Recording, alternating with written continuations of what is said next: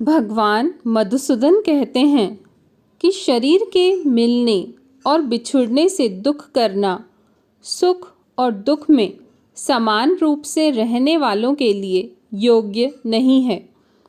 इस ब्रह्मांड में केवल एकमात्र परब्रह्म ही है जो अनश्वर है। परब्रह्म ही सत्य है जिसका कोई क्षय नहीं होता। मानव शरीर नश्वर एवं आत्मा जो कि परमात्मा का अंश मात्र है वो ही अविनाशी है। आत्मा के अमर स्वरूप को पहचानने का प्रयास करो। पार्थ को आगे बताते हुए केशव कहते हैं कि इस नश्वर शरीर को मारना तो दुष्टता और पापों को मारने जैसा है। मृतक की आत्मा कर्मों के अनुसार तुरंत ही दूसरे जीव में प्रवेश कर लेती है। जिस प्रकार मनुष्य फटे पुराने कपड़े बदलते हैं उसी प्रकार यह जीवात्मा नया शरीर धारण कर लेती है।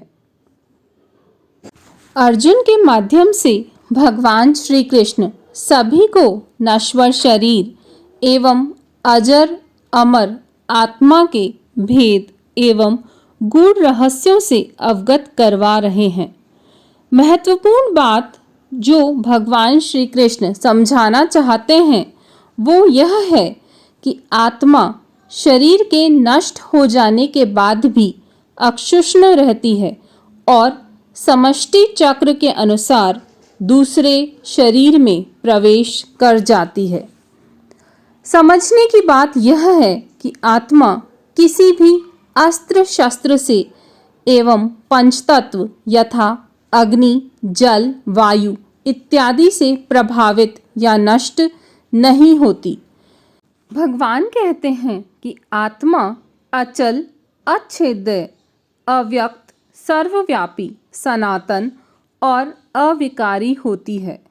आत्मा के ऐसे अजर अमर अविनाशी स्वरूप को समझकर हे पार्थ, आत्मज्ञानियों के अनुसार इन नाशवान शरीरों की चिंता मत करो और अगर शरीर के साथ ही आत्मा को भी जन्म मृत्यु चक्र के अधीन ही मानते हो तो भी शोक करना उचित नहीं है, क्योंकि पुनर्जन्म भी एक शाश्वत वैदिक प्रक्रिया है। श्री कृष्ण कहते हैं कि हे पार्थ, जीव की यह शारीरिक काया न तो जन्म के पहले दिखती है और ना ही मृत्यु के बाद दिखाई देती है।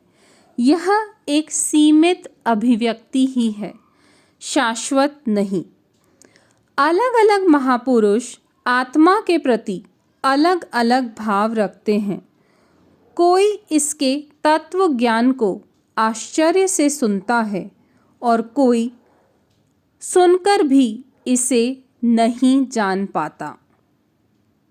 अर्जुन को क्षत्रिय धर्म का पालन करते हुए कर्तव्य पथ पर अग्रसर होने के लिए श्री कृष्ण कहते हैं कि अर्जुन, तुम्हारे लिए तो युद्ध गौरव का विषय है।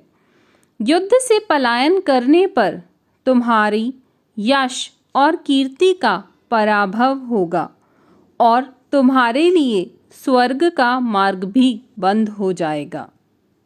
तुम कलंकित हो जाओगे जिसे तुम सहन नहीं कर पाओगे, क्योंकि स्वाभिमानी व्यक्ति के लिए बदनामी मृत्यु से भी बदतर होती है।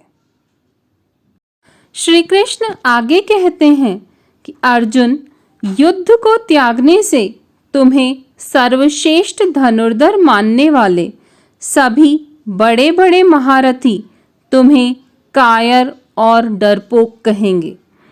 तुम्हारी निंदा करते हुए व्यंग करते फिरेंगे और अपनी स्वयं की डींगे हाँकेंगे। जबकि हे कौन्तेय, युद्धरत रहते हुए तुम विजयश्री का वरण करते हो तो तुम्हें धरा पर राज्य सुख मिलेगा और देवयोग से यदि तुम मृत्यु को प्राप्त होते हो तो तुम्हें स्वर्ग मिलेगा। मृत्यु या जीवन दोनों ही स्थितियों में तुम्हारा ही हित निहित है।